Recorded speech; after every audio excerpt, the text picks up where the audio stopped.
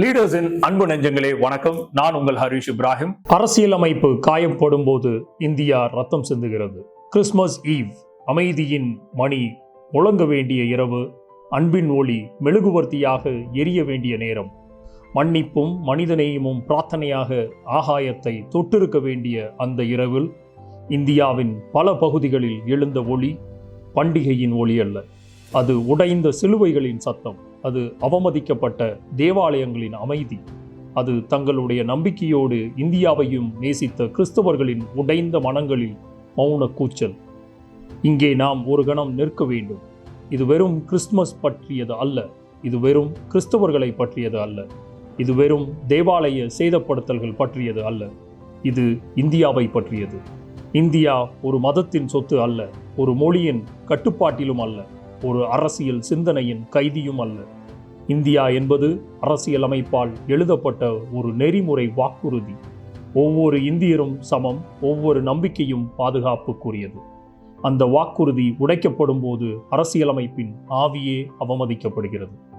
Doctor B.R. Ambedkar நமக்கு அரசியலமைப்பை வழங்கிய போது ஒரு எச்சரிக்கையையும் கொடுத்தார்.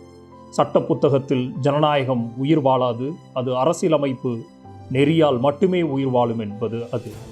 அந்த நெறி சாகும் தருணம் எப்போது தெரியுமா? வெறுப்பை சாதாரணமாக்கப்படும் போது, வன்முறை நியாயப்படுத்தப்படும் போது, சிறுபான்மையினர் தங்கள் தேசப்பற்றை நிரூபிக்க கேட்கப்படும் போது, சேதப்படுத்தியவர்கள் அரசியல் நிழலில் பாதுகாக்கப்படும் போது. ஒரு நேர்மையான கேள்வி கேட்போம். இன்று உலகம் எந்த இந்தியாவை காண்கிறது? காந்தியின் இந்தியாவா அல்லது மத அடையாளம் பார்த்து தாக்கப்படும் இந்தியாவா? இந்தியாவின் பலம் ஒரே மாதிரியான தன்மை அல்ல, இந்தியாவின் பலம் பன்மை.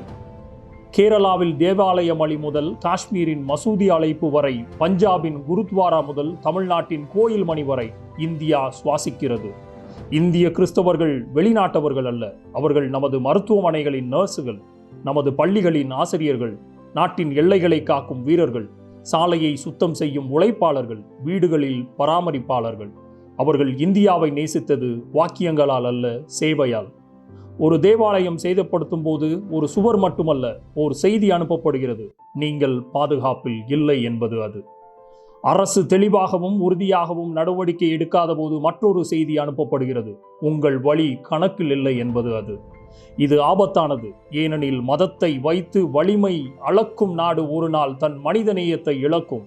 நேற்று இஸ்லாமியர்கள், இன்று கிறிஸ்தவர்கள், நாளை யாராகவும் இருக்கலாம். வெறுப்பு ஒரே கதவில் நிற்காது. இந்தியாவை உண்மையாக நேசிப்பவர்கள் அரசியலமைப்பை நிபந்தனை இல்லாமல் நேசிக்க வேண்டும். பன்மை தன்மையை தேர்வு செய்து காக்க வேண்டும். மௌனம் நடுநிலைமை அல்ல என்பதை உணர வேண்டும். மௌனம் அனுமதி.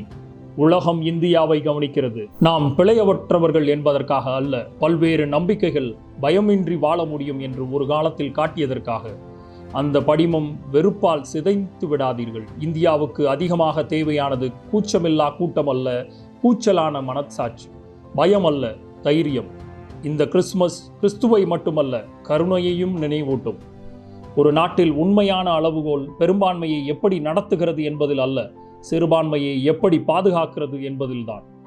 இதை கடந்து, இதை கூர்ந்து தெளிவாக தயக்கமின்றி சொல்லுவோம்: எந்த மதத்தின் மீது தாக்குதல்கள் ஆனாலும் அது இந்தியாவுக்கு எதிரானது. அரசியலமைப்பின் மீதான தாக்குதல் அது. ஒவ்வொரு இந்தியரின் மீதும் தாக்குதலே. இந்தியா உயிர் வாழும் வெறுப்பால் அல்ல, மனிதநேயத்தால். வன்முறையால் அல்ல, சட்டத்தால். மௌனத்தால் அல்ல, உண்மையால்.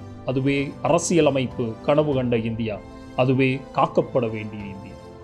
அடுத்த ஒரு வீடியோல உங்கள் அத்தனை பேரையும் சந்திக்கிறேன். தொடர்ந்து இணைந்திருங்கள் லீடர்ஸ் சேனலுடன். நன்றி, வணக்கம்.